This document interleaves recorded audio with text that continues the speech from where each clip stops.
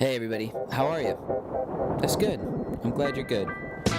I'm good too. Thank you for asking. My name is Jacob Zobrist, and this is another episode of What to Do When You're 22. A podcast about figuring it out, growing up, maturing, ripening, getting better with age, or maybe stupider with age, depending on what you got going. This week's episode is quite the fantastic episode. I think it'll be most listened to, most downloaded. I think it'll be one that you, the listener, can take a lot out of and learn a lot from. The guest is a man named Nile Woodson. Nile is a traveler, an entrepreneur, a restaurateur, a rebel, marches to the beat of his own drum, figures out life for himself. It was an honor to have him on. He's a well-spoken, intelligent individual who drops just hella knowledge throughout the whole thing, and it was just really fun to kind of sit back and listen to his story. I hope you all enjoy it, and as always, thank you for listening. Have a good day, and enjoy this week's episode of What to Do When You're 22. Then you're in, like 2 teams make it to the Super Bowl, 1 team wins. Does that mean that the other team failed? No, the other team made it to the game. They crushed it. Yeah. They had a great season. They probably broke some records or whatever. They had some super all-star players. Like, they did it a lot. They probably lost some games. Like, they had those moments, you know. But they made it, and they lost, but they put it all out on the field. Like, all you can say to that is, like, all right, we'll get after it next year. Like, here we go. Like, let's practice harder. Right. Season's not over. Shit, it's done. Yeah. Season's over when you retire. Nothing matters. Everything we did is out the window. That doesn't, no. That's not the reality. Like, commitment is such that it, is the driving factor. Because, especially when you don't know what you're going to do next, as long as you know you're committed, you'll figure it out. I love that. That's very good. That's waxing poetic right there. That's the key. That's wonderful. For sure. I like it. Because without that, you're just lost. Yeah, you're just wandering. Because the nature of the leap is you have to jump into the unknown. So you can't expect to know. You just have to expect that you won't whatever know. You're going to... Yeah, expect that you don't know. Right. Don't pretend to know shit. Because that's when you get smacked in your face and kicked on your ass. Yeah. You know? But, just expect that whatever comes up, you have what it takes. Trust yourself. That will get you through any situation. Yeah. And if it doesn't work out, cool. What'd you learn? Optimism is the best tool. What'd you learn, right? Yeah. Because that's valuable for the next time you try. Or maybe you learn that you don't actually care about it. Right. And by learning what you don't care about, you learn what you do. That's how I figured out what I wanted to do after college. What did you do? Introduce yourself. All right. I started it while you were going. Awesome. You're waxing so pathetic. Yeah, right? We just get going, jib-jabbing. Right. So my name is Nile Woodson. I am 27 years old. I'm from New York City originally. I also lived a couple years in Gainesville, Florida, which is where the University of Florida is. And I am the owner and founder of High Poke with Miko, who is formerly on this podcast. Right. And I love to have a good time. Yes. Yes. It's all about a good time. It's it. Without fun, what's the point? Nothing matters. So I am currently eating a watermelon Sour Patch. And 3 beverages. 3 beverages. Abundance. Yeah, it's a good time. Mm-hmm. Abundance is always good. Mm-hmm. You said you had just left off saying that you didn't know, by doing this you found out what you didn't want to do, right? After college. What'd you go to college for? So, I went to college for business. I graduated with a marketing degree. And I took the super practical route. Yeah. I always knew I wanted to have my own business, mm-hmm. but I never knew what it was. So knowing that I wanted to have my own business, I knew I would need to get some skills to support me in making that happen. Yeah. Which is why I chose business school. Right. And I'm not invalidating that at all. I definitely learned a lot that is helping me to this day with my business. But all the things that it takes to run a business is different from business to business. So the general format that they teach in business school is neither here nor there. Like, you will figure those things out when you jump in. So I might have had more fun if I did like a sculpting degree. Right. Or like something else, something artsy, something that really got my brain going and like inspired. Taught you maybe how to think a different way, taught you how to work a different way. Yeah. Because if I knew I was going to have my own business, then, I'll figure out the things that it takes to run it. There's tons of resources and materials. There's something else I learned that it almost makes more sense to use when you're in the process of starting a business than like thinking ahead and learning them when you're 20, 21, 22. Half the things you learn in the class, like, you don't really remember. Right. It's kind of like read the book for right now instead of read the book for down the line. Right. So there's always that moment, like, it's happened too many times since we started Hypoke. It's like, damn, I wish I had paid a little bit more attention in that class, because, like, there is something happening right now that I could rely on that knowledge of. Yeah.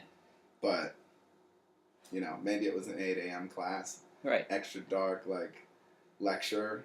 And you're just like, sleep sounds really good right now, Yeah. Maybe it's that Friday 3 o'clock class where you're like, I'm not. The last class of the day? That's not working. Oh, man, last class of the week? No way. No way. I'm going to start my weekend now. That's a wrap. Let's go. So you're in the food and beverage industry, an industry that I've previously talked about a lot. I had Charles Carter on. He's the GM of Grandview Cafe. And then for a long time, I've been doing like the food and beverage since I was 13. Mm-hmm. Pretty much straight through. Like, I've had like 3 other jobs. Yeah.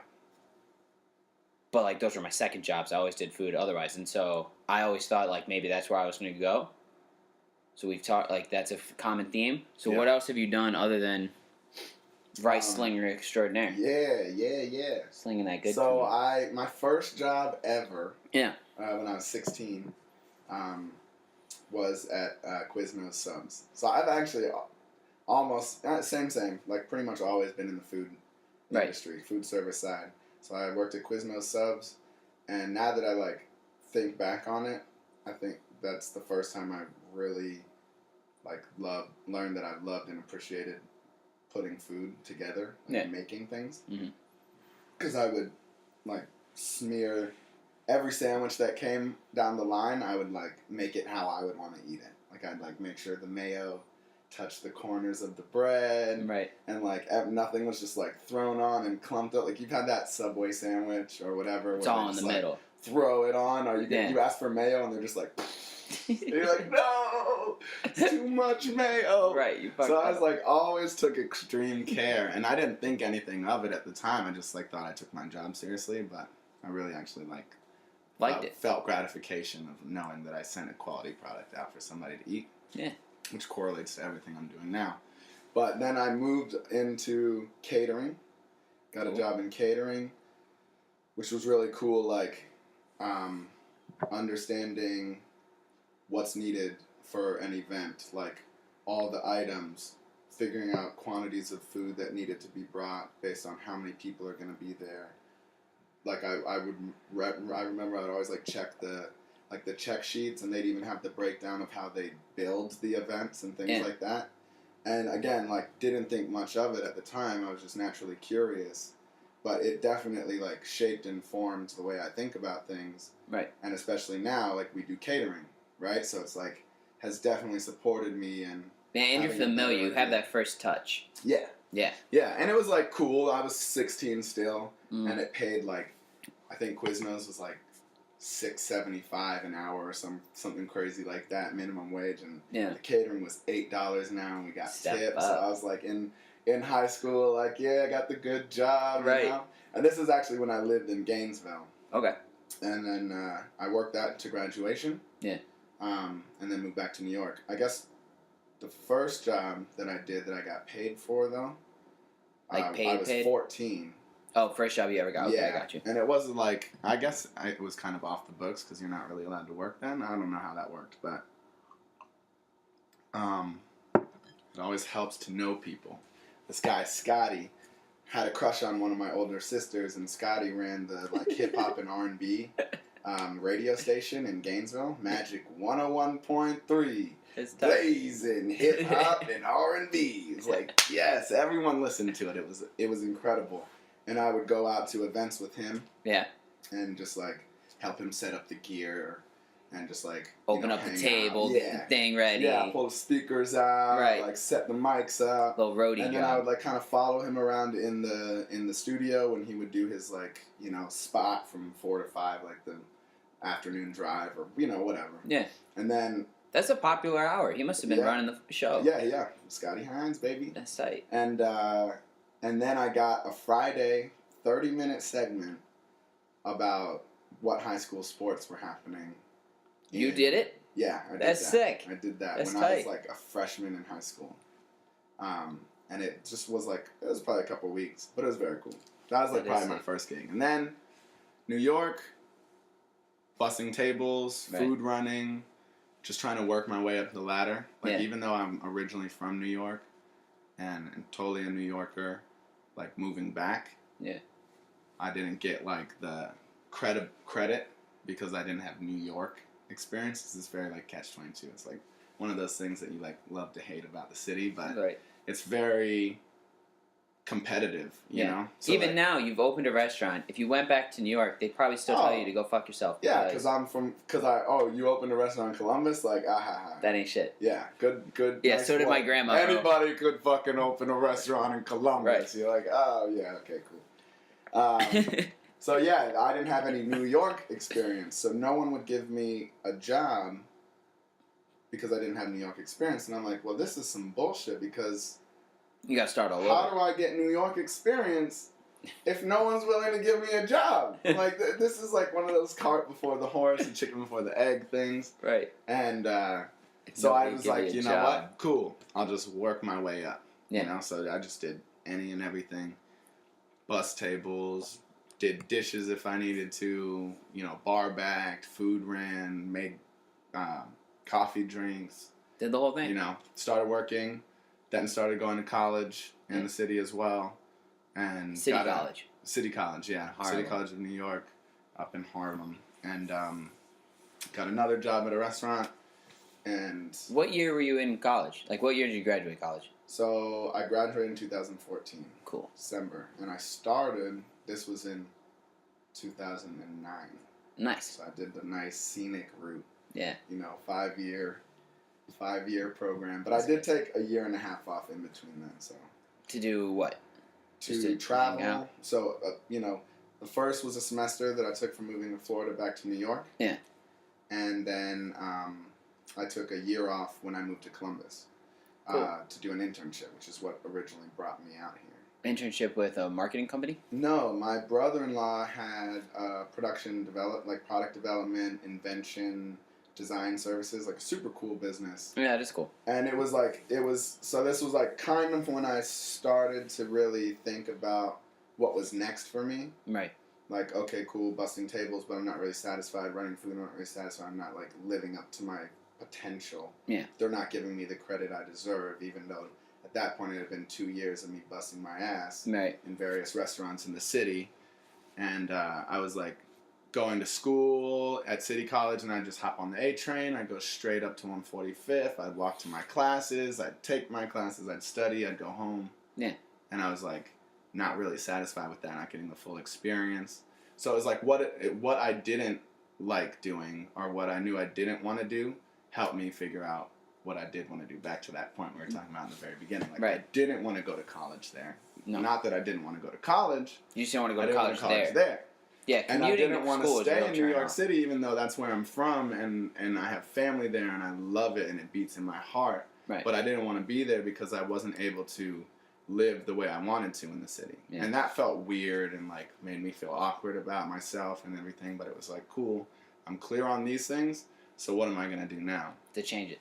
Let me go do an internship. Let me get some real hands-on experience. My brother runs a business. I want to run a business. Let me go see what that takes. Right. What he does every day. How do you manage employees, network, yada, yada. So I had the first craziest idea ever, and that was like moving from Manhattan to Columbus, Ohio. Yeah. And even to this day, people are like, what are you doing here? And I'm like, oh no, I love this place. Like, it's so cool. Columbus is great. Yeah, it's awesome. Everyone's up to things, and There's a lot of potential here, but so yeah, I came here. And you don't have that like city thing that where it's like you can definitely have like a home here. Yes. City, you're always easier. It's easier. It's easier, man. Yeah. And that's like super valuable. It's literally like apples to rotten apples, but Cleveland, like city colleges, like Cleveland State is in the heart of Cleveland. Mm-hmm. City's in the heart of Harlem. Mm-hmm. You don't get that like, yo, let's just go like skip class and play frisbee or go back to your house and drink a beer, like anything. Life. You don't have that campus life. The sports. And like that's what you get sold. That's like the undertitle of college is like get your degree, also have fun. Yeah. It's hard to have fun when you're just like I commuted 45, you commuted 45. It's a pain in the ass. It's just like draining. Turn off. Just wasn't satisfying. Yeah. Like, okay. Feel like you're going to work. This? Could I have stayed and graduated? Sure. That's like the problem. So where'd you end up getting your degree from? Ohio State? Ohio State University. So I was like, okay, I could spend at most 4 months in Columbus, Ohio. Because your internship lasted that long? Yeah, that's and I planned. I mean, it was a formal internship, and I got real training and experience. But it was with my brother-in-law too, so it wasn't place like to stay. And I moved in with them. The other part of that was that him and my sister just had a baby who was 3 months old when I moved here. Yeah. So I was like, it would be really cool to be like hands-on with my nephew too, and like be the cool uncle. Yeah, be the real. I want to be the cool uncle. I am the cool uncle, but like I wanted that, and I was like, I really get to connect with my little dude, and like create that bond. Yeah. And is he still here? Oh yeah, and he's 7 now, which is crazy. That's tight. He's like we're actually going to an OSU basketball game on Sunday. Oh, that's gonna be fun. He's like breaking my balls about the seats that I got. I was like, look. They're not good enough. We're in the arena, all right. We'll be able to see the game. Like they're pretty good seats. Like he's just a little ball busting your chops. Yeah, you spoiled him. Which is perfect. That's exactly how he should be. Right. How many siblings do you have? You said you have a sister, but you said you have more. 3 older sisters. Oh, so you're the youngest. So I'm the baby. Yeah, you're probably smooth with the ladies. It helped. I bet you can never crack that code all the way. Bro. No, you can't. It's an onion, man. You peel back a layer and there's more layers to it. It's like an iceberg. You see that much, and you're like, oh shit. Never stops. Way more underneath the ocean, but it definitely was extremely supportive. It's nice. I'm glad you had that system. I like having older sisters that kept me in line, and make sure you're neat and tidy, and well-rounded. Yeah. I like it. Yeah. So I was like 4 months in Columbus. I can handle that. Yeah. And then 4 months turned into becoming like sort of his social media and PR guy employee, essentially, and that became a year. And by then I was like, I want to get residency here, so I'm making sure I stay. So that way you can get cheaper school and all the hacks that come with that, right? Exactly, because out-of-state tuition is outrageous. Yeah, especially for Ohio State. I saw OSU and I was like, oh my god, like this is everything that I want. The dream. This is the campuses, the school life, the clubs, the people. It's big. It felt like a city. It was like nice, well developed, proper. So that's it. So that was it. So then 4 months turned into a year. Yeah. Turned into 3.5 years of Fisher College of Business. Right. So at that point, 4 months turned into 4 years, like pretty quick. Yeah. And the other thing that really, like, I appreciated about Columbus is I finally got a serving job. Where at? Finally got a serving job. And you know what I had to do to get it? What you have to do? All I had to do was say, like, at all these awesome restaurants in New York that I worked at. Right. I wasn't a busser or a food runner. I was a server. Yeah, that's all you had to do. Call these fucking pasties in New York and be like, hey, so Nile, I was like, I'm just gonna get. You know what? I'm gonna skip the whole conversation. Like I learned.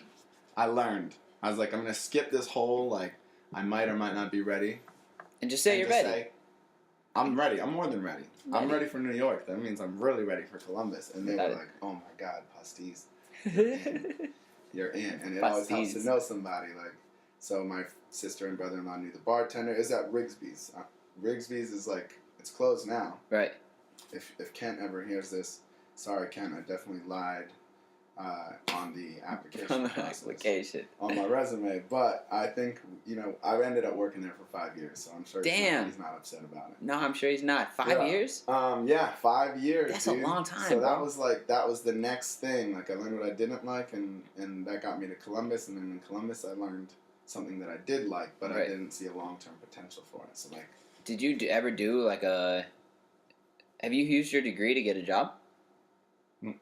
That's my man. That's what's No. up. I love that. You know what I said to I love myself that. senior year?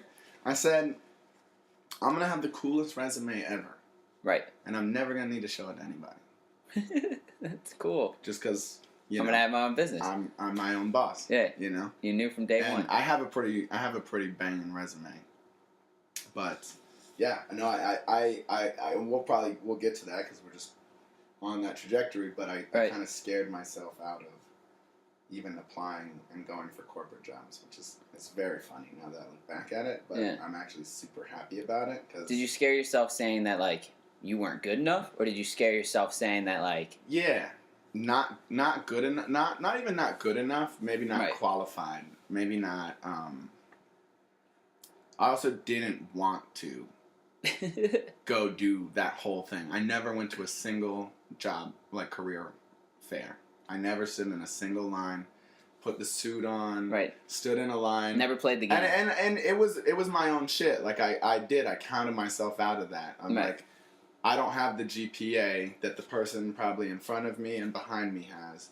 I don't have all the extracurriculars and all the clubs and things like that because I have to work to all the time, right? You know, you gotta be I'm there. working. I'm leaving school and I'm going to work. Right. I'm working on the weekends.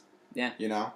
And I was like, in those micro interviews that they give, my personality, which is one thing I definitely have, isn't gonna like shine through. Like I need a little bit more time than that to really like connect with whoever I'm talking to. Right. So I was just like, I'm not gonna ever get any of those positions, so I'm just not gonna go. Plus, I didn't like kids. If you're listening, suits, full suits, and backpacks don't work. They don't work. They don't bro. fly. They don't work. There's no option, but it doesn't work. Bag. If anything, it's a one-strap bag, and really, you should just be carrying it by your side. Suits and backpacks ain't flying. I was like, I'm not gonna do that shit. Yeah, you're not gonna look corny trying to get a job. Plus, the other thing is, that's hilarious. This factored in too. Suits and backpacks. Is that working at Rigsby's, I was making great money. Yeah. Like honestly. I was making more than probably the average salary for a marketing position is. An entry-level position, I know that. And I had like the lifestyle I wanted, you know? Yeah, rent was good, drinks were good. I didn't have to worry about money. I traveled like a mother. Like that's my real passion is travel. Yeah, and you know, I've been to 5 of 7 continents and like definitely want to see all 7. That's one of my big goals. What 5 you hit? You haven't hit Antarctica. I haven't hit Antarctica. Australia? And I haven't hit Australia. But all the rest though? Yeah, that's Africa. I went to see my river. I had to go see my river after I graduated. Went to see the Nile River. Went to Egypt, saw the pyramids and all that my cool river. Stuff. I love that. South America, Europe, Asia. Right. That's cool. I'm about to make my first touch on another continent in the summer. That's good. Yeah, South America. I'm excited. Yeah, we'll talk all about it. Dude. I've been a real like intercontinental, person. I've been to New York a bunch. I've been to LA a bunch. Vancouver, Toronto, wherever, like Austin, Texas a bunch of times. Chicago a shit ton. I love it. North Carolina, Florida, all of it. But time to jump a little further. Yeah. Let's take that ring and make it a little bigger. That's right. That's right. I support it 100%. I learned more on all my travels than I ever did in college. It's just how you just experience. 100%. Yeah. Guaranteed. It's like when you knew you could just like, I've done this, I've done that. I've seen an order sheet. Yeah. Just one-time familiarity with something gives you such more leap and bound. They say it takes like 10 hours to like, if you know something for 10 hours, you're like 80% more of an expert than everybody else. Yeah. Because nobody else has ever seen it. Yeah. That you could become an expert on like rock climbing for like yoga for rock climbers. Mm-hmm. If you just wanted to. Yeah. Yeah, but you know, it's crazy. You just got to look it up like a little bit and you're like smart as fuck. Yeah. So you traveled a lot over those. Yeah. Over those 5 years. I had a really good job. I was making good money. Rigby's. Where was it? Rigby's, yeah. It's right in the short north. It's actually right across the street from my restaurant now, which is pretty cool. That is tight. Yeah. So it's Max's now? No, it's like Brassica and shit now. Well, Brassica, it's on the other side of that same block. Okay, so I got you. It's on Lincoln and High, and we're on Russell and High, which is the next street over. So I guess Caddy Corner. But It's closed now. It closed right after I left, actually. Uh-uh. Which I knew it was happening. I didn't think it was going to happen that fast. But I went to college, and the whole entire time, I still didn't know what I was going to do. I still knew I wanted to have my own business. I knew I was learning these business things. I was traveling the world and seeing how people lived and interacted and ate. Yeah. And all those things everywhere. And, like, I was all about experiences. Mm-hmm. And then, like, I got to my senior year, and I was like, well, if I don't know what I really want to do, like, if I don't have that figured out, I'm going to start working it backwards. It's like when you did mazes. Yeah. Start at the beginning, and you, like, get stuck. Yeah. And then you, like, go to the finish, and then you just, like, yeah, right through. You're like, oh, damn, like, it's the same thing, it's just two different angles, you know? So I was like, okay, well, I'll start at the finish. And I was like, well, you know, I learned what I didn't like that got me here. Yeah. And then I started thinking. Food. What am I going to slang? Like, the more I just started thinking about it, just putting energy into the thought of it, I was actually like, I love my job, which was just serving tables. Yeah. And I was like, well, can I be a server forever? No. Can you? Yeah. Does it work? Is it sustainable? No. I was like, what time, when do you get too old to serve tables? There's not really ever any benefits or 401ks. Right. Like, you're not set up for retirement. Then the lifestyle isn't really sustainable because you work in the evenings typically, and you work late, and then you get up late. And it was just like, but what was it about serving that I loved? Yeah. And it was just like the whole experience creation.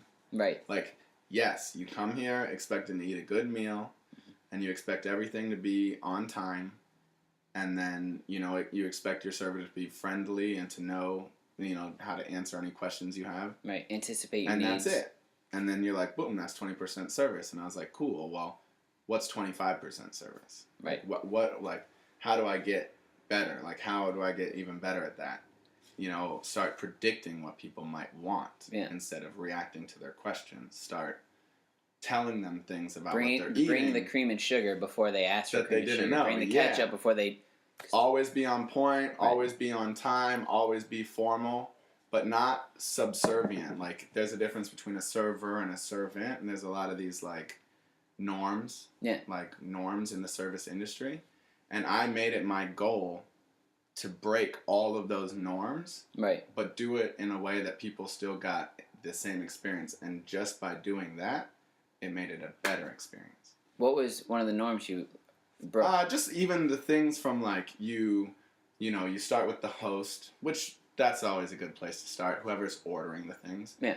But then you're supposed to go a specific direction, or you're supposed to serve this from this side, or clear from this side, or do it this way. So you're talking about, like, old school server rules. Yeah. Like, these are, like, the traditional things. Right. And protein in front of the customer. Right. Protein first. Yeah, you know, and I wasn't doing things poorly or doing it because I didn't care.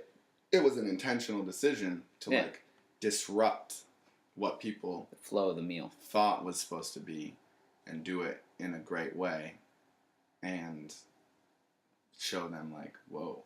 Like, just like, oh, actually, that was phenomenal. You know, like, as opposed to doing it that way, they'd be like, that's great, you know? 2 ways to skin a cat kind of thing. Like, it doesn't have to be like this. It turns a meal into an experience, into a memory. Like, oh, and then next time they go to Rigsby's, they're like, hey, you know, maybe they don't even remember my name. Hopefully they do. Like, Nile, see here, we'd love to sit with him. But, like, that young kid, you know, whatever. Tall, curly hair. Right. Like, is he working tonight? You know? Yeah. But that sort of thing. And then it you know. And then, of course, like, serving sushi on a food truck doesn't make any sense. People would be like, you're crazy, a food truck and sushi? Right. You know, but, like, and you also kind of somewhat lose that almost because it's not 10 minutes with a table. You know what I mean? Because overall, you spend 10 minutes with a table, expect them to give you, like, $8 if it's, like, a $40 check, right? Yeah. But with a food truck, you have to, like, slam that down into, like, a minute. Yeah, and creating that experience, that bowl, right? And it's different. So there's other factors that contribute to that too. But, like, disrupting, you know, what people think is normal. Yeah. Like, you're supposed to just fry things on a food truck. Well, no, I'm going to serve, like, extremely high quality sashimi grade fish off something that's seemingly like quote quote dirty. Right. Like it's a truck. It's got oil and grease and stuff like in the engine and all that, you know.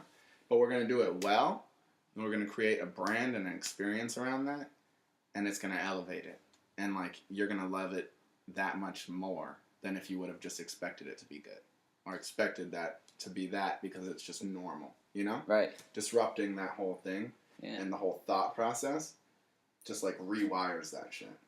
So I was like, it's super turned on by that. By that concept. Like, I love this. Right. So how can I do this, but not be a server for the rest of my life? Yeah. And then, you know, my second, like, smartest, craziest idea ever was, I'm going to open a restaurant.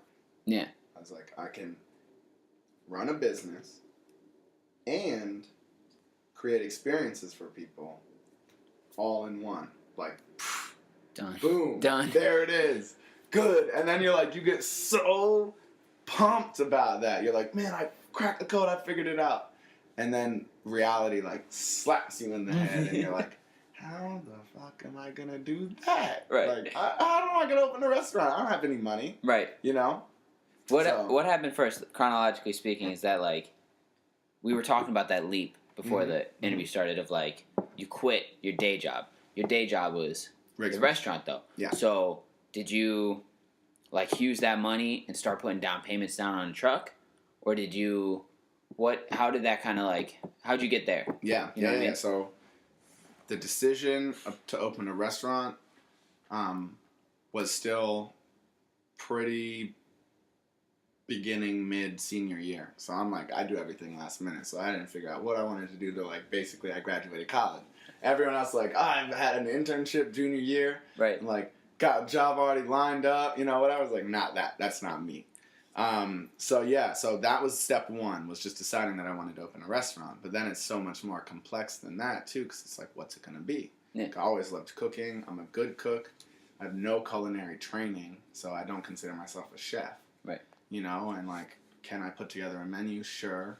Can I put together a menu that makes sense to serve at high volumes all the time? And where is it going to be? And what does it want, you know, themed? Mm-hmm. Like, it's super overwhelming when you start to, like, break it, you know, like, think about it all at once. So then I was like, well, I'll just put that energy out into the world that, like, I'm committed to opening a restaurant, and I'll just figure out what it's going to be. Right.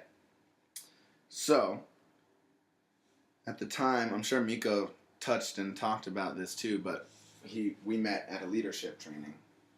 I don't know, but next level. Next level. Yeah. But I actually went out to LA to do that leadership training in LA over my senior year. Was it the same next level training? It was not next level, but it's the same training, same trainers, same process. Okay. Next level is something that originated from LA and came here for this market, this part of the country. I've heard good things about it. I have now YouTube backing it up. I have a friend of mine who's also been on the podcast backing it up. She actually used that. Her name's Joanne Jones. She actually just came back for like the second part. Yep. And it gave her the balls to move to New York. Yeah. And she's trying to sling art in New York. If I could just simplify it, it's basically you're not learning anything. It's not teaching you anything new. Mm-hmm. It's things that we're already familiar with, but it presents it in a way that it lands. And because you're in an experiential training, you're not reading it in a book, you're not watching it on a TV, you're actually like in it. Yeah.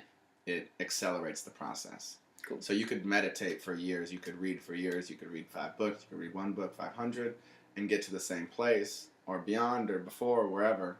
But this is just a different outlet, you know? It's quick. It's 3-day training. It's like, I'll try to level up fast. I want to be on the highway. Like, I love to look at the scenic route, but, like, I'm ready to go. So this made perfect sense for me, and I still didn't know exactly what it was going to be. So I was like, I'll utilize, like, I'm in college, of course, that's super supportive, and I'm talking to people who run their own businesses and what their process looked like, but I still don't know. So anything else that will support me in figuring that out, you gotta be open to it. You can't write anything off. You're not better than, you don't know more than. Right.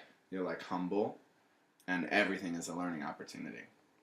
So my brother-in-law recommended probably another key to like figuring this all out is don't say no to any. Why do you think you're better? Yeah. Just be open to it. You know, you can decide after whether it's for you or not, But that doesn't mean that you still won't be better for obtaining that experience, you know?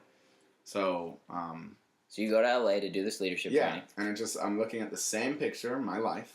Yeah. But they were just like, got me like a couple degrees over from like a slightly different angle, looking at the same picture, and you see a lot of different things. So I started just like seeing things that were holding me back. Those limiting beliefs, like why didn't I go to career fairs? Yeah. Those things I was discrediting myself, disqualifying myself, less than. All those, and just like saying, you know what? Forget about it.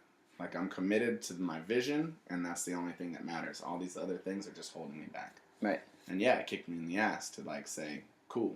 But what really, beyond that, what really came from LA was one day, it's amazing how these things happen. Yeah. Like, my friend, who I met at the training, which the training got me to LA. So even, you know, with anything having to do with the training, just being there changed my life. Because he was like, yo, let's go get lunch. And I'm like, hungry boy. Like, of course, let's go get lunch. Where are we at? He could have said, you know, it's LA. Like, let's go to this taco stand. Right. The best tacos ever down the street. And I would have been super psyched and excited and happy and would have went there. And then my life might be totally different right now. He said, let's go to this place on Venice Beach. It's called Poke Poke. Poke? Yep. Oh, no. You got a package delivery. Package! We got a package for the girl. She told me not to open it like I opened her fucking mail again. Don't open it, bro. I know. I hope it's for me. She got me this, so maybe it's another sweatshirt. Okay, she's swagging you out. Love it. It's alright. So you go to Poke Poke instead of a taco. You just go. It's happen chance. Yeah, I mean, like we weren't gonna go to a taco thing, but he could have said anything else. Exactly right. Eat it, you know. But he said, "Let's go to Poke Poke." And I'm like, "What is that?" Yeah. You know? And he's like, "It's raw fish, rice, sauce." I was like, "Done." Fire. Sold. Yeah. Favorite things in the whole entire world: rice, raw fish, sauce. Hell yeah, let's go. Perfect. So we go to Venice Beach. Like, get this bowl. And in like a clear plastic thing, our OG bowls as we call them, we served them in the beginning, and everyone gave us mad shit about it, said it was too small. So now we have our nice bigger bowls now. Right.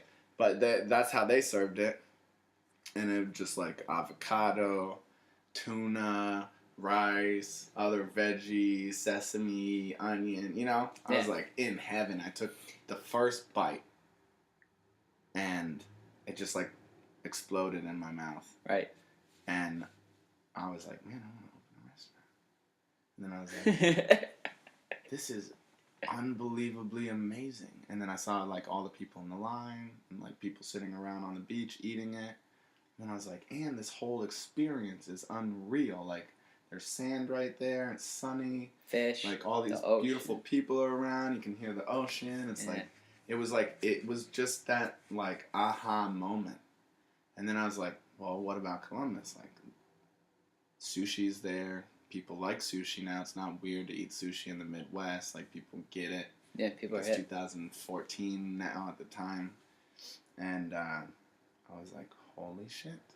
I think this is it. And then I literally said to my friend, I was like, you know what I'm going to do? I'm going to bring this to Columbus. And I bet you he was all for it. And he was like, cool, bro. Yeah, go for it. You know, whatever he said. But that was it. I've been to Hawaii twice. Yeah. I've eaten poke without anyone saying, here's poke. Like, I just always loved sushi, and I just thought it was a sushi thing. Yeah. But when he said that, and then I ate it and loved it, and then found out what it really was, and I was like, oh my God, this is exactly what Columbus needs. This is exactly it. Yeah. And, so that became it. So I decided I wanted to open a restaurant. Then the next logical question was, what's it going to be? So I had answer one, and I had that answer is like, it's going to be poke. And then the next thing is like, okay, how? Yeah. Right? Like, I have no money. I don't have a rich uncle. You know, I don't know, how to do this. Yeah.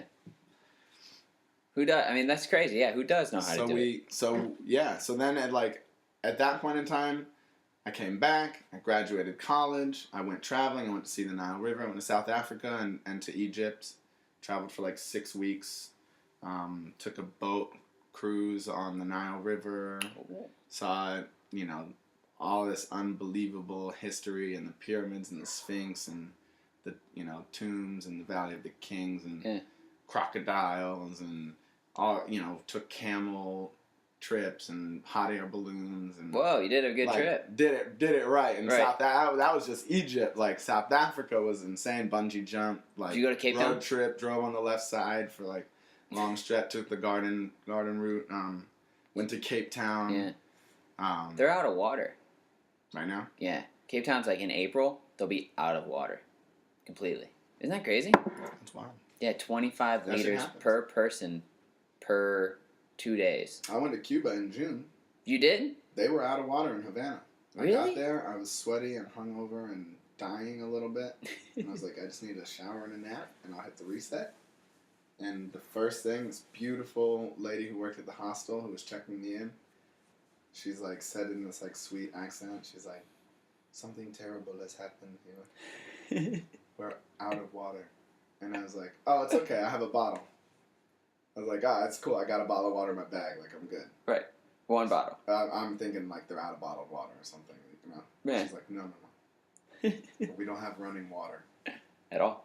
And I was like, oh, so you have, like, a well, right? And she's like, yes.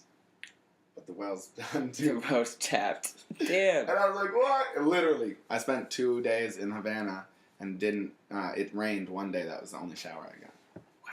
It was wild. And that was incredible. That's like the things that you experience traveling. Right. What do you mean you're out of water? Like, we have running, like, we could have been running this faucet the whole time. It'd be still running right now. No problem. Nobody's just calling. Been going in the toilet, just flushing the toilet throughout this whole podcast. We could have all the runner in my apartment. Yeah, and we'd be good. And then go take a hot shower after. Like, you don't think about these things. I'm sure maybe somewhere in the States, like there was the crazy water thing in Flint, like, so it touches us for sure, but, we don't. It doesn't really, though, like we do a bottled water drive at, like, on your dorm floor, but it doesn't really touch until you got to deal with that shit. I took a shower, I poked holes in the bottom of a liter jug of water and, like, took a shower. Yeah, that was, like, the first shower, and then, like, it rained, and, like, we literally got the soap and shampoo out. Nice. And showered in the rain. That was cool. That is cool. Like, also, if I didn't have to do that every day, just to do that once, like, that's an unbelievable experience that I'll always carry with me. These are the things you get from traveling. It's a hot climate to not be able to shower. Hot. Yeah. Super hot. I bet. I've never sweat so much. I bet. Actually, the food truck gets. The food truck is like Cuba. It's like a mobile Cuba. Like, you're sweating your ass off the whole time. Why'd you go to Cuba? Just because you're able to go? It was close enough that I didn't have to take long amounts of time to travel to the destination. Yeah. It was different enough, which is something I always like to look for in travel. Right. I like to flip the script, see something totally different. And it was, warm, and there was going to be a beach there, and I just needed to check out. Like, we were close to opening the restaurant, and I had that, like, window of opportunity to go take a vacation. Clock out for a minute.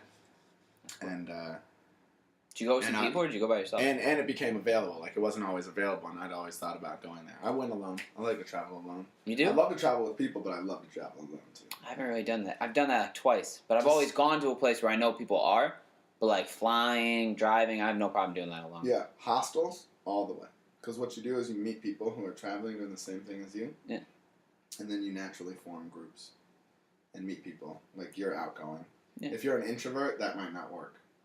But also, if you're an introvert, you're not. But also, if you're an introvert here, who knows who you're going to be when you go to South Africa? Yeah, you might be like Don Quixote out there, like conquering. Like I'm in, you know what I mean? You don't know. Yeah. It's the things you don't know. That's the best. Yeah. It's like you have no concept of it. I'm just like, gotta try. Cool. Well, I'm an introvert in Columbus. Great. What about in New York? Maybe still an introvert. What about in Italy? Rome, Right. Maybe less. Maybe it's, but whatever. That's what my girl said. She's an introvert here, but when she spent, I think she spent 4 months in Europe, she was supposed to spend, a semester, but then she stayed for the summer kind of thing. Yeah. She was like, yeah, I don't know what it was. I was just friend, everybody, we were just friends. It's cool. It's something about it, too, you don't assume you know anything.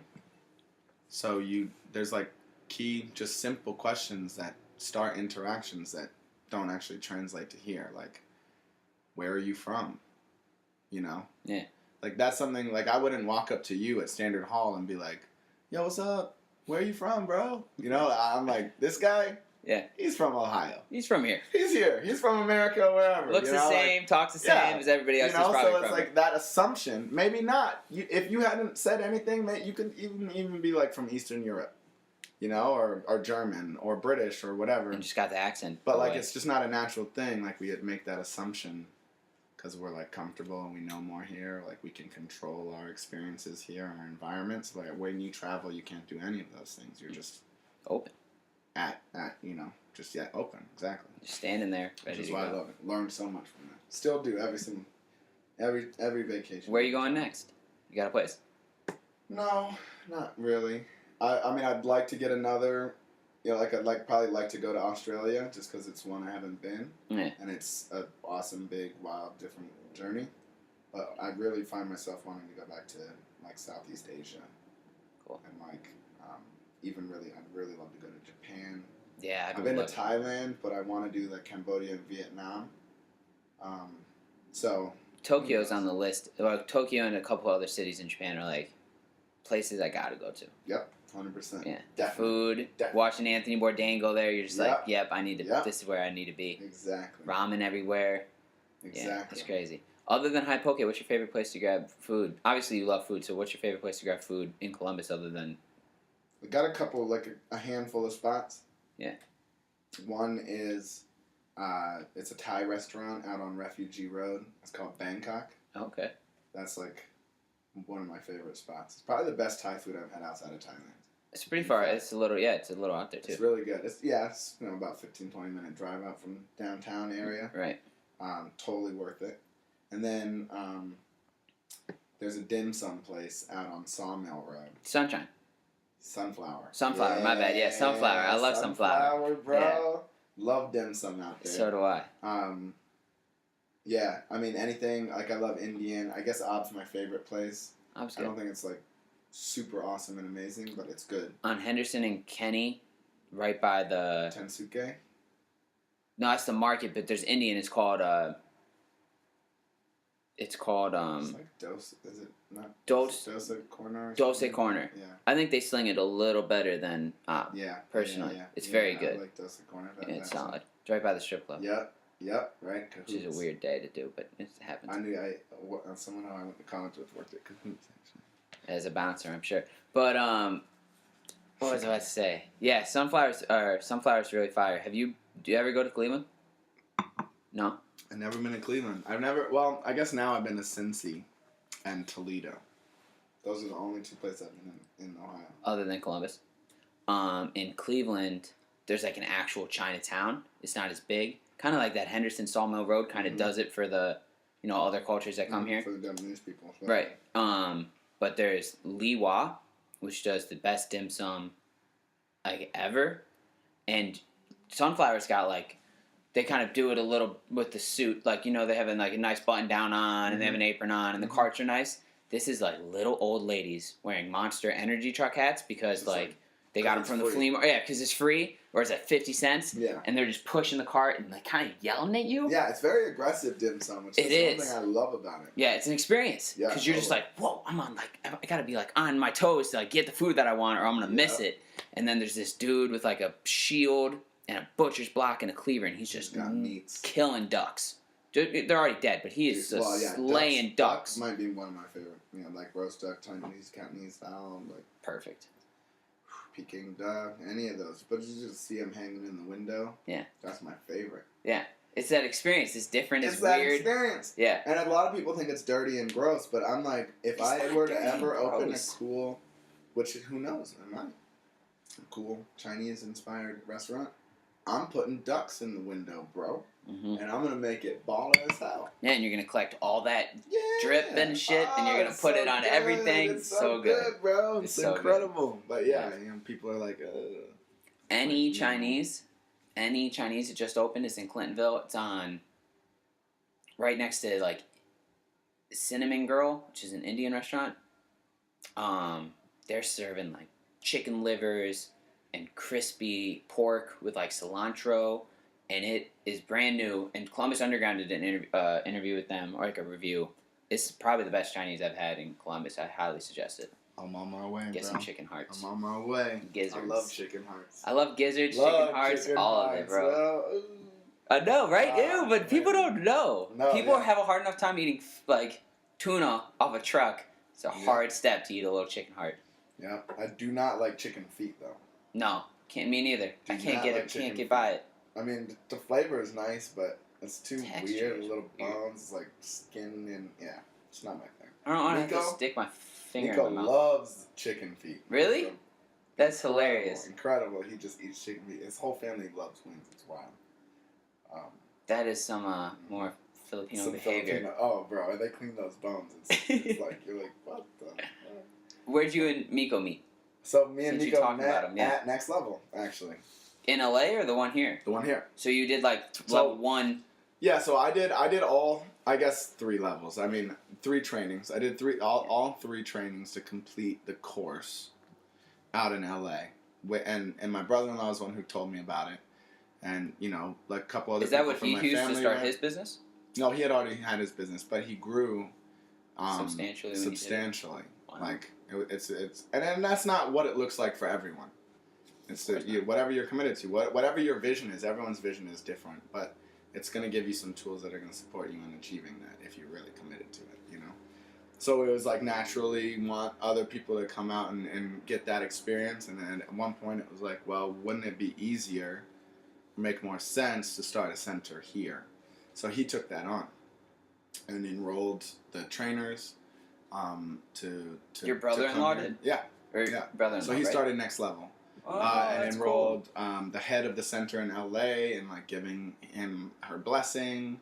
You know, Kind of like franchising rights. yeah, essentially, yeah, Got it. yeah.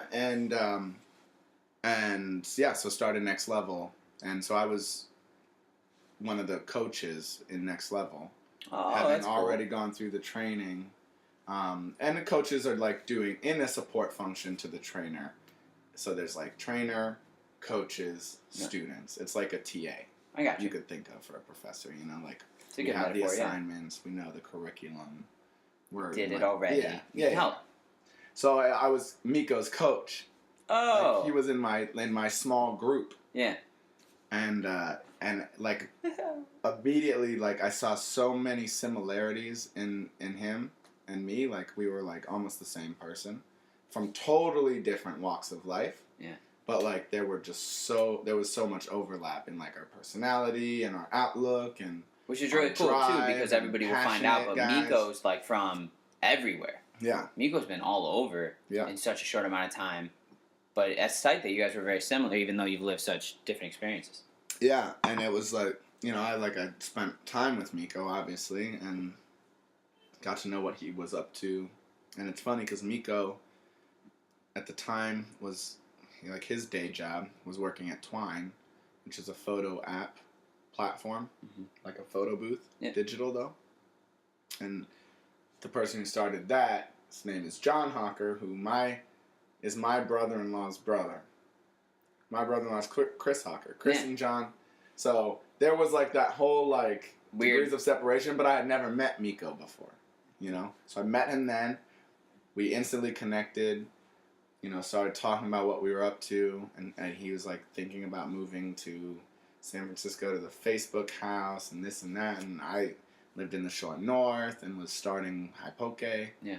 And When you say starting, you mean, like, doing the pop-ups and getting everything so going? not quite there yet, Yeah. but like filing the LLC, Okay. you know, finalizing the name. Did you do an LLC? Oh yeah, Hypoke LLC. Cool. And filed it. I filed it as a sole member. I was the only one. You know, like I didn't even know Miko at the time. Right. But I knew I was making this happen no matter what. Starting a business, yeah. You're starting a And restaurant. created the name, filed the LLC, figured out the distribution, like where we were going to get our fish from, sourcing, you know, pricing it out to make sure that our cost structure made sense, like doing the research on what is a cost structure, an ideal cost structure for a restaurant, because a restaurant's different than it's a service-based business, where it's different than, you know, any other business. Any product, right. anything. It's just different. And the model is different for everything. These things, did I learn this in business school at OSU? No. Did I have an idea of what it was by going to OSU? Yes. Did I have an idea already of what it was before going to OSU? Yes. Back to the point of like... Right. Multiple touches on the experience. Do something fun and exciting. How did I get a design degree and then still open a business that is a restaurant? You know what I mean? But I did have fun and done all this creative stuff. And like, that's my... If I could go back... Regret. That's your... I would have done any other degree that I would have like loved and enjoyed a lot more. Don't do the practical thing always, because it doesn't always make the most sense, even though that's the like pretty much thing. the definition of practical. Like it's like the most logical decision or whatever, you know. So, Miko, you're coaching him. Started High Poke LLC. Meeting him. This all happened at the same time, like weeks of each other. Right. And so you're like, yo, instead of going to the Facebook house, why don't you come try Columbus on? Like, I have an extra room. We'll be roommates. It like, the timing was for the third part of the training, which is actually like a 3-month piece. Or like, and now it's 10 weeks. It's a 10-week piece. So the others are 3 days. 3 days, 5 days. 10 weeks. 10 weeks, right? So it's a significant commitment. Like, at least commit to being in Columbus for 3 months. That's what he said. Yeah, he said that in the video. We'll 3 months and hang out. We'll have fun. We'll kick it. I'll introduce you to all the people that I know. You know, anyone who's in the restaurant space is where he was trying to sell the photo booth into. And, like, we'll just, you know, it'll be cool. Yeah. Like, I'm not looking for a roommate, but, like, I see something in you and we connected it instantly. And, like, I'd be more than happy to do that. And it would work beneficially for both of us. And so that's how it started. That's how I met Miko. He was like, cool, why not? Sure. Right. And obviously that continued on. And then I was introducing him to people who I knew in the space where he was actively trying to sell these photo booths. And then naturally he's like, what are you doing? And I'm like, I'm starting this poke thing. He's like, what? Huh? You know, like Miko, huh? And he's like, make some. Like, I want to try this. Like, so that was the first video we ever made. It's still on Facebook. And he just filmed it. He put his GoPro there, and I was just chopping everything, and I just made poke. Like, before there was a formal recipe, before we had any of those things dialed in. Yeah. I was just, like, you know, tasting things and getting the balance, and, like, boom, and cooked the rice and made it sticky and then mixed it. And then, like, that, his family came that day, and they all ate it, and he ate it. And he had the same reaction I did on the beach in Venice, in Venice Beach in LA, that, you know, he had the same experience in my living room in Columbus, Ohio. And he's like, man, this is fresh. And like, I feel good. It's light. Yeah, it's like good. It's and I was like, okay, cool. This is really real. Like, that was super inspiring. You know, like that was. Yeah, his whole family out. His family eats. Yeah. They love food, and they're sitting here like his mom. I think actually like took the bowl out of his hand and was like, I need another bite. You know, like those things are like instant gratification, and like I think we really, really, really have something. This is it. We got it. Yeah, and then it was like, okay, cool. Still don't have any money. Know we have something here. No cash. Got the name. Got a logo. My sister's a graphic designer. She designed my logo. Went through a billion passes. And Miko was like involved in that process and gave his input. And like I valued that. On the design side of things and everything. And, yeah, I mean, just like the eye on what she was doing. And was like, you got to start some social media pages. And I really don't. It's not that I don't like social media. It's just the last thing in my mind that like is necessary. No, it's totally necessary. It's the last thing I want to do. Okay. Even my personal page. If you look at my personal, which I'm not like proud of this, but like there's weeks between posts and stuff like that, which is something I'm working on. But Miko is like loves and it. He's an animal. He's an animal. He's great at it, and just like it's just like his eye is an Instagram filter. It really is. You're like, okay, cool. Like, so that worked really well. Now I follow. One of his strengths balanced out one of my weaknesses. Perfect. But Miko isn't the most structured individual, and I had a lot of ideas of what the structure was going to look like, you know? So, like, my strength balanced out, you know what I mean? And that's what a good partnership looks like. It's really, like, the strengths balance out the weaknesses so that you're collectively stronger. Yeah. And naturally, there'll still be a million other things that happen. Any relationship, really. Yeah, any relationship. Relationship, partnership. Same thing. Same. You're married to Miko. Yeah. Yeah. It's a sexless marriage. It's a sexless marriage. You guys don't live together anymore, though. No. So we did for the first year, like the whole first year. And so that just became stronger, like him supporting me with things and us hanging out and growing our relationship. Because now you have a teammate, too. Yeah. Now it's like, oh, there's somebody actually... It's not just me anymore. Right. It doesn't matter if I sleep on, okay, I'll do the LLC tomorrow. This dude's like, let's go. And you two together, I know it's hard, like, you're all about experiences. But you two are together. Oh, we feed... experience. We feed it's a thing. off each other. Like, you really do. Like, it's the dynamic duo, bro. Like, it's like Mario and Luigi or... Bert and Ernie. We're going to be Bert and Ernie for Halloween. Yeah. That's awesome. Did you actually go this Halloween? Not this year. No, we'll probably do it this coming year. That's hilarious. You should. Or maybe not, because we just never get these sorts of things together. But it's a good Getting a Halloween costume is like below everything else, I feel. For well, like I said, I didn't even know what I was going to do to college till graduation. After college till graduation, so. Putting it right now, what is it? February tomorrow? Yeah. I won't think about Halloween until October 31st. October, exactly. Yeah. Exactly. Oh, is it today? No, that. Oh, good. Throw it together. Yeah. Let's go to Raggle and get something real quick. So, that's awesome, man. So what are you doing now? We know the high poke story. Like the leaps and bounds, the burning of the truck, all these crazy things, all the, slinging it at Oddfellows. Yeah. Which is so cool that you guys got to do that. And that Columbus fosters those things. It's super supportive. For sure. Just a city that, all right, you want to, sure, just come. I have a whole space. You can just use it. And it's that, it's weird because it's not even necessarily just that. It is. Columbus is like that, but you also have to position things. Like you have to be relatable and relate it to something that people understand. Like give people a frame of reference. Okay. Because if it's too different, and nobody understands it, people are not going to embrace it. No. So you have to put it in front of them in a way that our whole thing... New but familiar. Yeah. Poke, a Hawaiian sushi bowl. Because people know here what sushi is. Yeah. But they didn't know what poke was. Mm. And poke, other than the fact that it has all the same components as a sushi roll...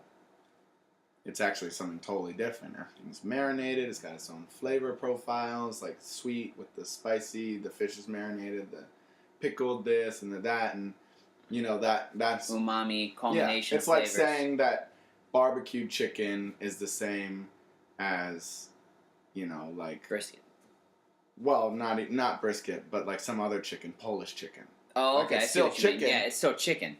But it's still fish and rice, but it's not fish. It's not sushi. It's not sushi. Right, exactly. Okay, I see what you mean. I see what you mean. It's like barbecue chicken and Polish chicken. It's still chicken, but it's totally different parts of the world, Like totally different recipes. Taste totally different.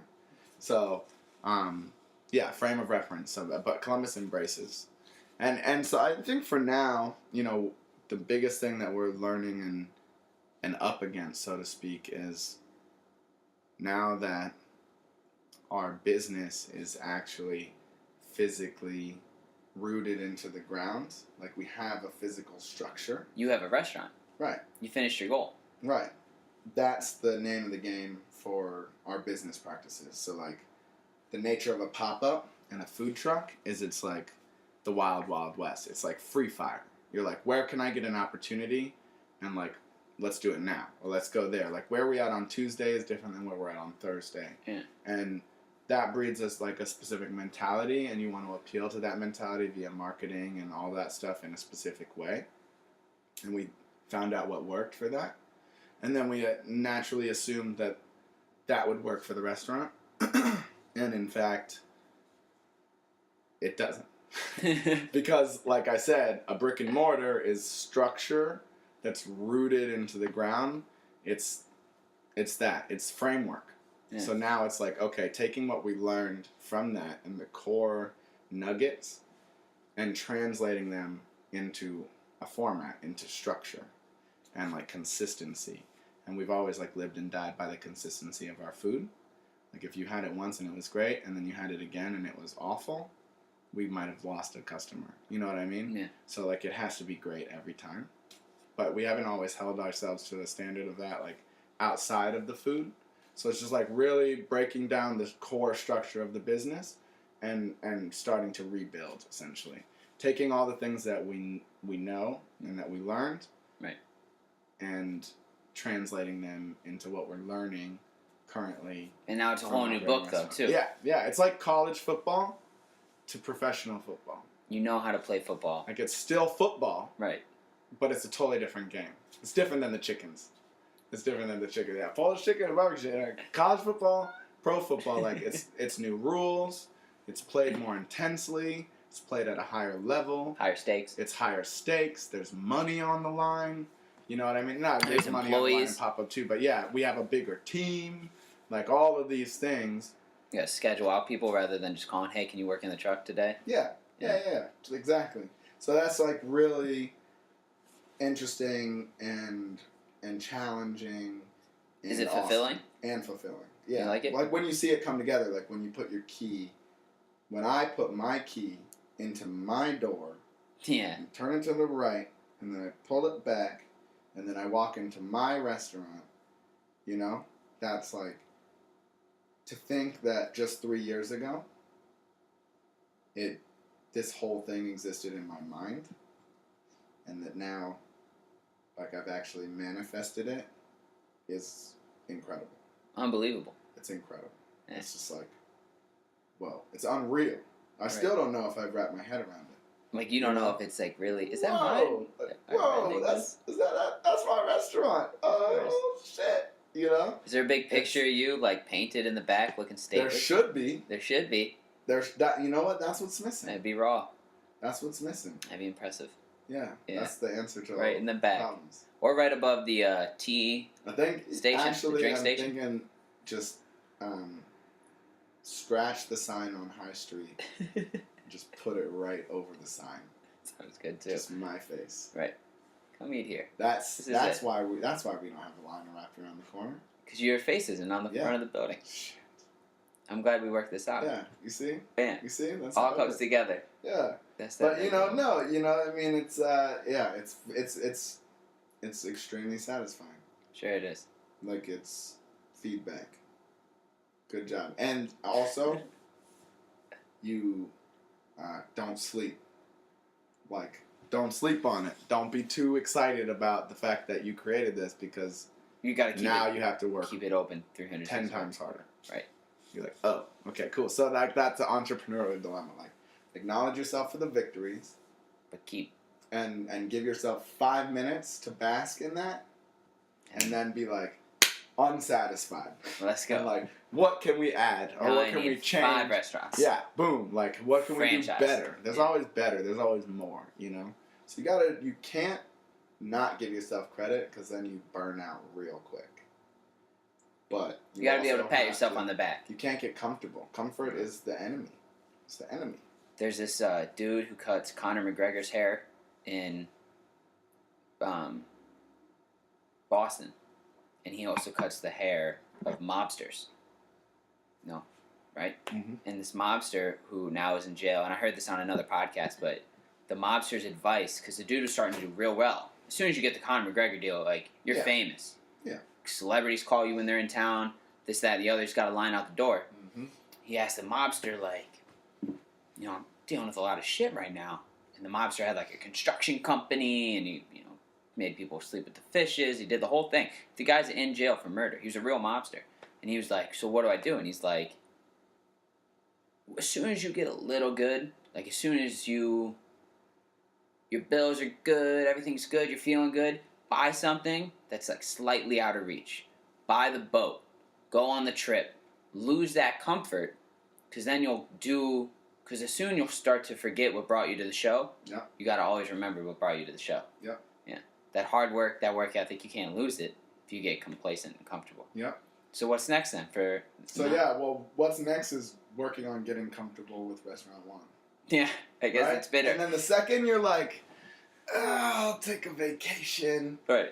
Restauranteur. Restauranteur. 1 to 2 is the hardest maneuver, is what everyone says. Obviously, I haven't personally experienced that yet. We've only opened 1.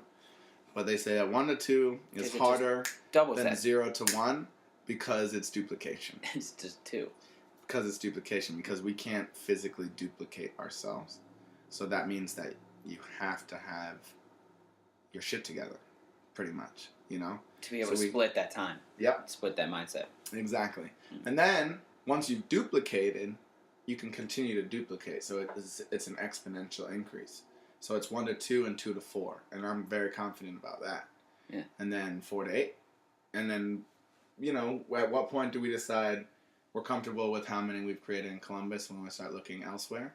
My original long-term goal, my goal has always been to get back. Like, when I moved away from New York because I was uncomfortable living in New York, I made an agreement with myself in that moment that whether or not I actually, in fact, will move to New York again, which I definitely will. Yeah. I'm gonna be able to do New York how I want to, whether that's own a business or have enough. Whatever that looks like. No, it's not a monetary goal, but in fact, you have to have a certain level of finances in the city to be able to live the lifestyle that you want to in the city. You know, so that was my goal. I was like, I'm gonna start this restaurant in Columbus because it's easier, and then I'm gonna grow it big enough that I can bring it back to New York, and I'm gonna open one in the city. That'd be cool. And I still like that idea. I think it's like making it in Hollywood as an actor. Yeah, opening a restaurant you can be in New an York. actor and be very successful, but like if you don't make it to Hollywood, like that's like the highest metric. And then you get a Grammy, and then whatever, But like, so I like that idea. But at this point, based off of what we've created in Columbus and the way that Columbus has embraced us as something new and different and exciting and fun, and people want to be a part of that, I know that we can create that more successfully in other places like Columbus. Right. So the vision now is impact. And how do we make impact is like bringing and expanding people's horizons. And I think we could do that better by opening the next set in Louisville or Cincinnati or Cleveland or Ann Arbor. Like, I'm a Buckeye, so Ann Arbor, it's a hard push. But like, it'd be great for us. It's an open market. It's a very, very cool, awesome place. It really is. It's a beautiful little town. And our colors are blue and yellow, which has been like one thing as a Buckeye. It's been hard. We've like always thought about that. You got the gray and red T-shirt though. Well, we've changed the colors, but our traditional logo is blue, yellow, and white, which like is Michigan. It's straight. Yeah, it's yellowfin colors. It's a yellowfin tuna. But anyone here sees that and they're like, "Fuck you, Michigan!" All right, cool. Funny. I get it. But look at the fish. So yeah, I mean, the Midwest. Here we are. Like, Columbus is on the leading, cutting edge of the Midwest, which is notoriously 15 steps behind the coasts. Yeah. East to west or west to east, depending on how you look at it. Right? So, like, we all want to be in the conversation, like, on the cutting edge. And, like, Columbus is leading that trend for cities in the Midwest, so we're in Columbus first, and then naturally we'll go to the edges. Yeah. And continue to go down. Like, I think we can make the most impact in the middle of the country. And hopefully by making the most impact, we can also make a good amount of money. And have a lot of fun in the process. Have a good time. Like I said, I love having fun, and if it's not fun, I'm not in. It's not worth it. So the second it's not fun, I lose all interest. So you always, no matter what you're doing, figure out how to make it fun. And if it's not, then figure something else out. Yeah.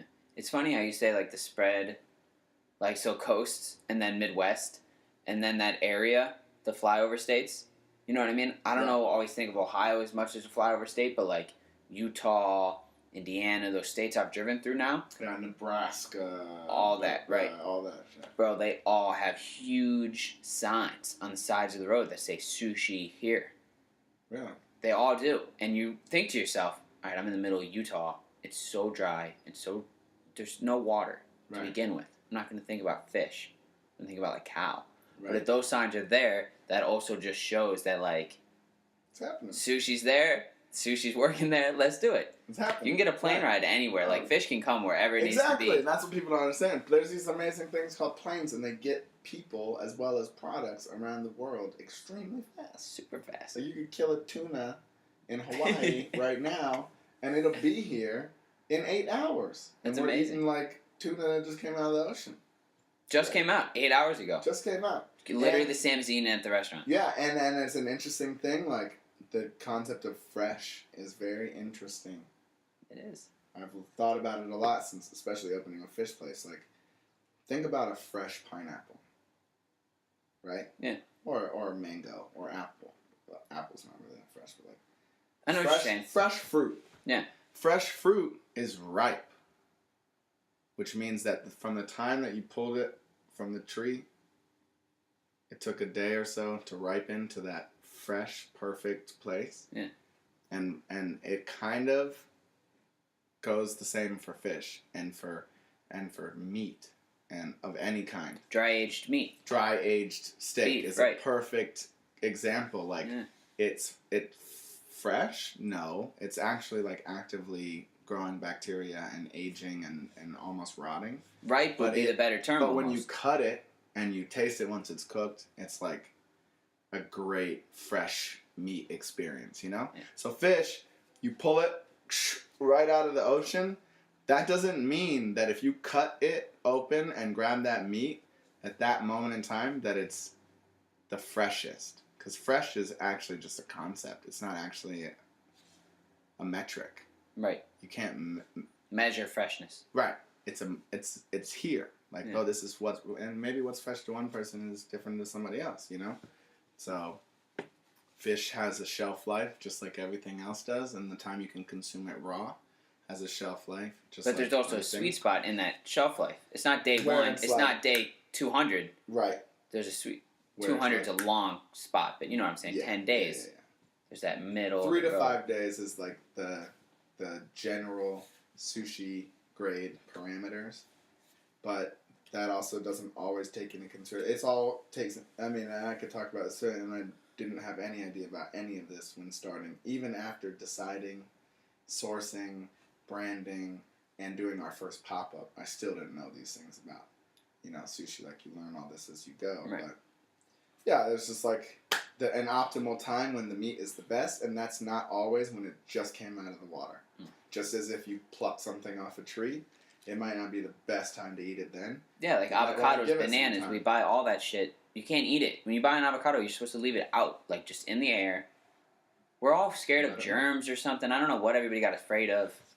But sushi's a great way to help start that because you're eating raw. You know what I mean? It's uncooked. And it's a great way to start, like, kind of breaking down that barrier of food. Mm-hmm. Because as Americans, we have, like, me and you like chicken livers and chicken hearts. And, we don't love feet, but Miko loves feet. And we have that experience to ring off of. But for the people who haven't, like, just dug into that duck that was hanging in the window all day, they don't know. They're scared. They ain't living, bro. They're not living. They're not living right. Yeah, and half the people don't like chicken heart because they don't like the way it sounds. Or they don't like to think about it. No, it sounds scary. But if you just put it in their mouth and they chewed it up. Wow, what is this? Chicken heart. This is great.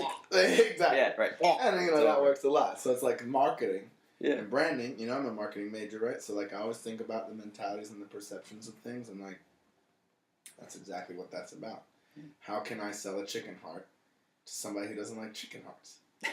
Maybe don't call it a chicken heart. No. Maybe describe what it is in a way that inspires them, and then maybe at the end you tell them, and they're still open to trying it because you made it so good that they forgot that they didn't even care what it was. Yep. Yeah.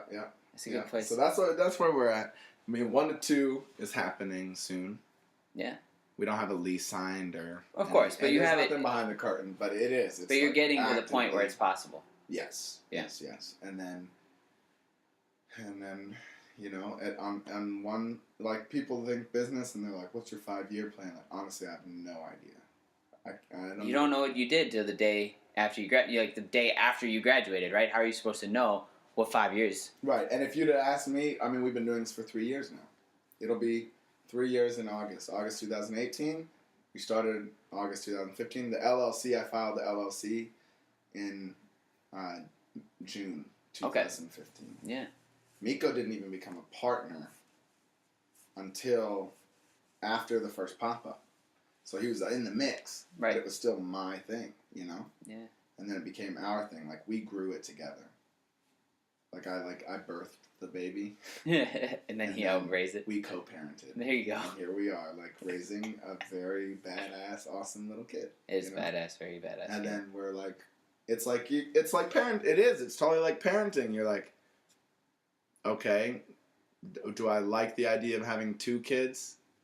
Yeah, you know, like you. But get I gotta get one set first. Make sure one's good. Make sure you can afford college for the one. Yeah, before you start thinking about 2, right? And there is no accidental birthings in business. Like everything is very intentional. So you could not be ready for kid number 2, and then bingo, you get one. But like that doesn't happen in business. But otherwise, like ideally, you would like to make sure that you can provide for kid 1 and kid 2 before you decide to have kid 2. So good parent. You're a good parent. Yeah, that's smart. Yeah, because there's definitely those parents though who think they can. And that's probably why 50% of restaurants fail, you know. Right. This, that, and the other. And we've always hang on by a thread. You know, all this has happened in 2.5 years, which I still think is pretty fast. And it seems like yesterday, and it seems like 15 years ago at this point. But we've also always, and it wasn't necessarily by choice, but we've always been very strategic when we're ready to take that next step. And usually it coincides with the point when you're like, let's take a vacation. You're like, take a vacation or do the next thing, like, because that's comfort. Right. Like, oh, we're good. We'll back up. We're good. Let's buy a truck. Let's double down. Right. Woo! There's like 20 people at this late night slice. Let's buy at Oddfellows. Let's buy a truck. Yeah. Yeah. No, let's buy a restaurant. Oh, hi. Hello. Chelsea just walked in. Doggy. Zoe's here, sponsor of the podcast. Zoe. Zozo. Nice. I think that's almost a beautiful time to wrap it up too. Good parenting skills. Good parenting skills. Of Nile and Miko. Yeah, so to be honest, I don't know what anyone's gonna get out of this, but I know I had a good time doing it. Yeah, that's all that matters. It's really just for me, dude. No, it's just for me. Good. I like talking to people and meeting people. That's it. Have a good conversation. Yeah. Learn something. Yeah. I'm gonna wrap this up, but that's it for now. Thanks guys for listening. Have a good day. You wanna plug? Eat high poke. Eat high poke. Nobody else. Nutritious, and awesome. Do you have a tattoo of any kind of fish or chopstick on your body? No, but I have thought about getting a tattoo here of a tooth. Alright, that's fucking sick. Alright, later guys. Thank you. Bye-bye. Holla.